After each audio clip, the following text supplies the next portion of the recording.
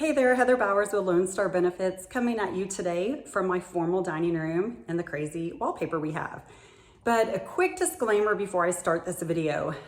For months, I've been wanting to put this together. My disclaimer on this is that I fully support weight loss programs. I fully support means by how to help people lose weight. But I also, as a benefits consultant, when employers hire me to help them implement a benefits program and then to help them put in programs and things to help lower claims cost, and I see prescriptions that are skyrocketing claims cost nationwide and worldwide, of course it's going to put me on high guard.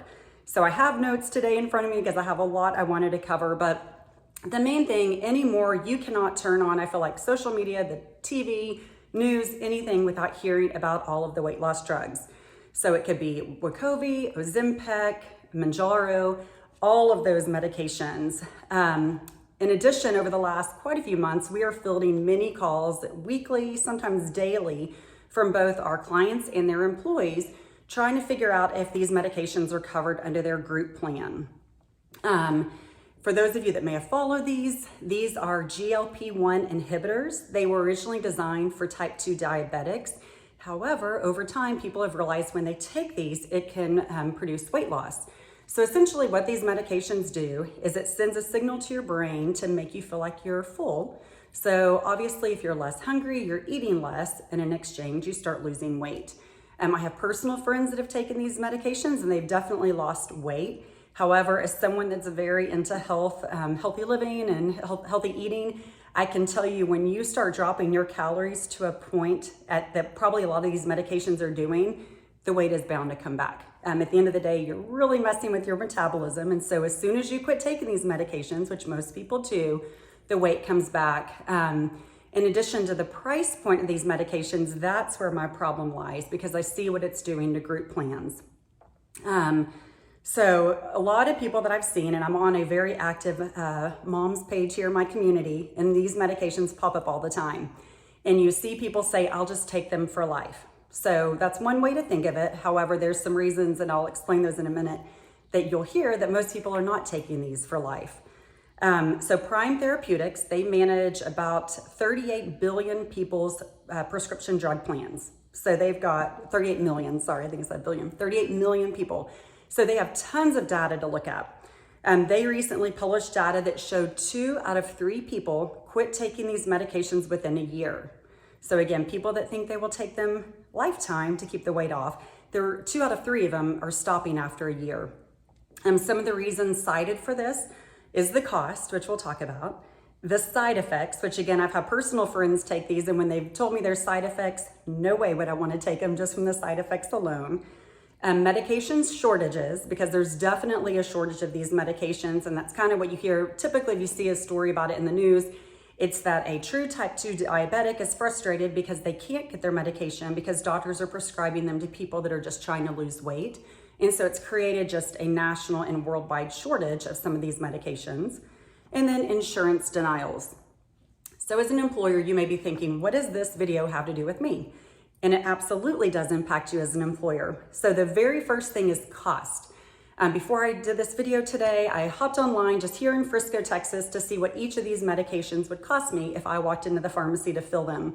And they ranged from $925 up to $1,400 per employee per month. The insurance carriers are publishing the same type data. So, if you have 10 employees taking this at $1,000 a month, 10,000 of your claims costs are just 10 medications. That's not everything else that may be going on within your group. One thing that I just read an article last week that I thought was interesting. So the University of Texas system, so of course tons of employees, recently announced that they are no longer covering a couple of these medications because the cost of these drugs over the last 18 months has tripled their spending to about $5 million per month on these drugs alone. So again, for employers, when you're putting in a group plan, depending on how your plan is funded and the arrangement of your plan, that type of pharmaceutical spend could directly impact your claims costs, which will directly impact your renewal. So in addition to them spending $5 million per month, They've also stated that they have not seen the expected reduction in cost for other health conditions that weight loss could avert. So kind of the idea that people think in theory, and it makes sense, would be, oh, if I can lose weight, then in exchange, I can quit taking maybe high blood pressure medications or maybe some other diabetic medications. But in this study or information released by University of Texas System, they're saying that they haven't even seen a reduction in the other health conditions based on people losing weight. And so, a lot of employers, same thing. Maybe an employee loses weight, but maybe the doctor wants to keep them on high blood pressure medications, et cetera, just for maintenance. At that point, you're not seeing a claims decrease in the other medications. You're just seeing those medications continue to be covered on top of a medication that's costing your plan between $900 to $1,400 per employee per month. So another reason it could affect you as an employer is the possible side effects. So the only medication out of the 3 that I mentioned that have been approved by the FDA for weight loss is Wegovy. The other 2, so Ozempic and Mounjaro, those are still being analyzed. There's not enough data out. So now we have people taking type 2 diabetic medications to try to lose weight. Maybe they're not even diabetic. And so we have no idea long-term yet what other effects that may cause. For those of you that are my age or older, you probably remember back in the 90s when Fen was a huge medication that everyone was taking to lose weight.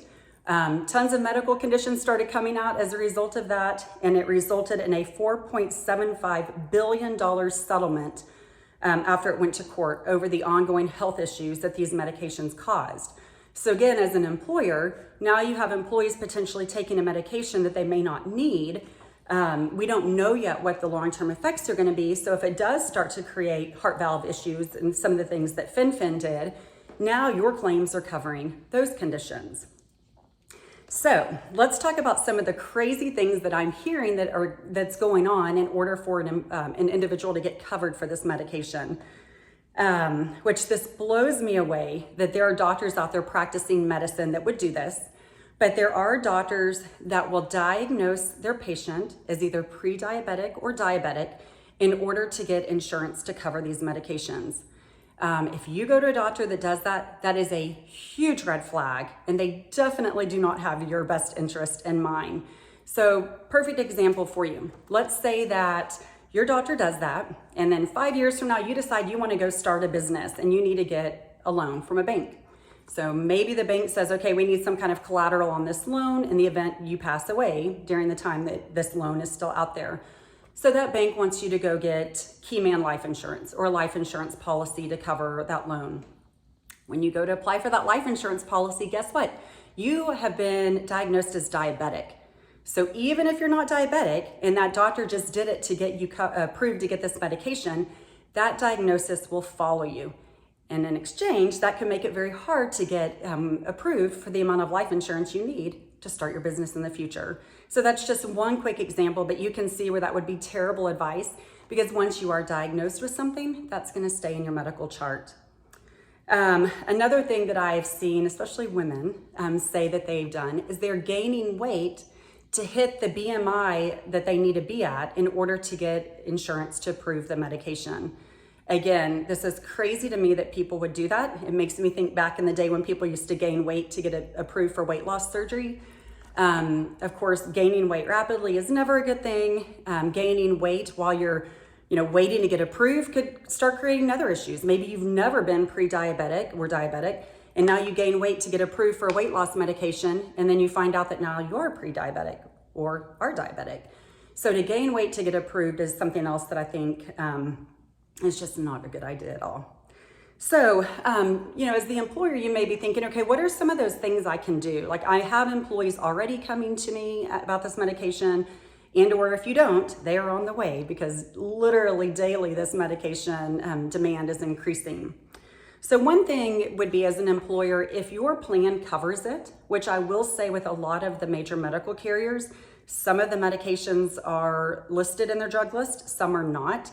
However, for those that do cover it, there's typically some requirements that have to be met in order for an employee to get that medication filled.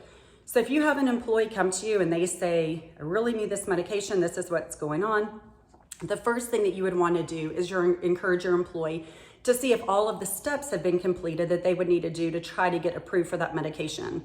So it might be something that the doctor needs to submit to the PBM, Pharmacy Benefit Manager, to show that your employee needs it. The doctor could hop on a peer-to-peer review call where they're on the phone with the PBM talking through what's going on with your employee and why they need this medication. So sometimes it's something as simple as that. Maybe the steps haven't been completed. Some carriers are also going to have quantity limits set up, which this is actually a great thing to protect you as well. So what quantity limits are is it just regulates how often your employee can get the prescription filled. So where this will protect you as an employer is it's going to tell the employee you can only get Wegovy, for example, once every 30 days or whatever the allowable, quantity limit is. And so it's going to keep your employee, number one, from overfilling the prescription. And there are people out there that would fill it and then sell it to their friend or sell it on the black market because they know they can get it through their group plan at maybe a copay, but then they know they can turn around and sell it for hundreds and hundreds to someone that can't get approved for that medication or doesn't have access to it. My favorite, because I'm a huge wellness nut, is encourage your employees to take advantage of all of the wellness resources that most insurance carriers offer. So again, especially with the large major medical carriers, some of them have great resources available to help employees lose weight, to put them in touch with a dietitian or a nutritionist. And most of those services are free. We try to do a great job in our agency educating our clients on, hey, these are all the resources that your employees can take advantage of. Please send this out to your employees. When we lead benefit meetings, we go through all of those. Because at the end of the day, it's literally going to take all of us trying to engage in a healthy lifestyle if we ever want to see a reduction in health insurance costs. Another thing you could do is encourage your employees to meet with a dietitian or a nutritionist. So with a lot of the insurance plans, they could meet with someone and it would fall under potentially a specialist copay. And so they could pay, let's say your copay is $50, $50 to go meet with a nutritionist, talk through their goals, what they're trying to do. And that nutritionist can set them up with a program that the employee can hopefully stick to. So any of these quick fixes, I don't care what the quick fix is, any of the diet fads that are out there, any of that stuff is just a quick fix solution. Quick fix solutions are never going to last. They never will. They never have, they never will. We could spend a whole video just talking through all the different quick fix solutions that have hit the market in the last just 5 years alone. And so meeting with a nutritionist, again, they're going to be able to talk to your employee, figure out, okay, what kind of, does your employee exercise? How many steps do they get a day? Like what are their things that they have to have in their diet? Because if you rip every single thing out of someone's diet that they want, they're never going to stick to a diet. And so again, encourage your employees, take advantage of that. Another thing, if you have the funds within your organization, you could hire a dietitian to come on, not on staff as an employee, but to come into your office. And maybe employees could sign up for time slots throughout the day where they could sit with a dietitian, create a meal plan that works for them and what they need. And so that's another great way to encourage employees. I don't have any clients doing this, but in my research and things that I've read, some employers are requiring employees to participate in lifestyle modification programs as a prerequisite for coverage. So basically the employer is realizing, okay, if we just let you take this medication, again, it's not teaching an employee how to eat healthy or how to curb cravings. All it's doing is injecting them with a medication that's telling their brain they're full in hopes that the employee won't eat as much. And so by putting in lifestyle modification programs, it's really helping the employee learn what they need to be doing to set themselves up for weight loss success on an ongoing basis. Some employers are placing limits on the coverage of these medications in terms of either dollar or duration treatment.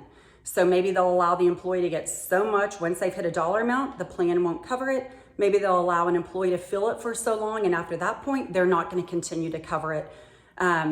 Most of that's going to be on self-funded plans where the employer can really structure the plan design. But again, the idea behind that would be if we just tell an employee, okay, just start taking this medication for life and we're going to pay $1,000 a month for you to take this, that employer putting in a duration limit is basically hoping that if it's, maybe 12 months of taking, that maybe within that 12 months, the employee can also do other things to further help them learn how to live a healthy lifestyle going forward So when their duration ends, hopefully that employee is set up for success.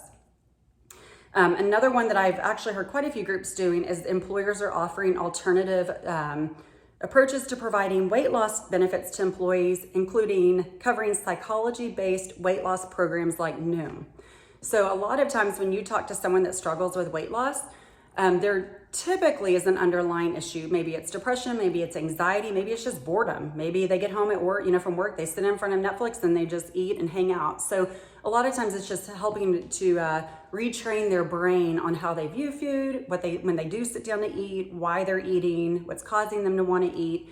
And so I have heard a lot of success from people doing Noom as far as really altering their brain. And then at the end of the day, I definitely think as an employer, it's good to be transparent to your employees, to really explain to your employees why your plan is structured the way it is. And so, it doesn't hurt to explain to your employee if your plan doesn't cover these medications, or if you're self-funded and you have it written to where it doesn't cover these, to explain to your employees the reason why. And it's the cost. And that, again, using that example of 10 people, if 10 people are running up $10,000 in a weight loss claim, per month, and that goes on for a year, that's 120,000 of your claims are just based on 10 people taking a medication. And so, it definitely helps to let your employees educate them on why you're doing what they're doing. Again, there's so many articles out there specifically on these medications. I would be happy to send you numerous articles that I've saved over the last few months, as this keeps being a recurring theme in our agency. And then, of course, in the conversation with your employees, to help them to understand, the higher your claims cost, the higher your renewal is going to be. And, it's kind of split. Some employers absorb that renewal increase. A lot of employers pass it on to the employees. So if your employees are complaining about their health insurance premiums year over year, these are great examples to be able to talk to them on why you're doing things you're doing to try to reduce that cost. So anyways, like I said, this is very passionate to me for a couple of reasons. One, again, because I consult with employers day in and day out, and so I hear their struggles. And then the second, just because healthy living and wellness is so important to me, because, like I said, if it's going to take all of us doing our part to try to create an overall more healthy America. In exchange, hopefully that will help stabilize or reduce rates. But anyways, thank you so much for listening to this video. Like I said, if you want articles or anything that I referenced, I am more than happy to send them to you. So just send me a LinkedIn message, and have a great afternoon.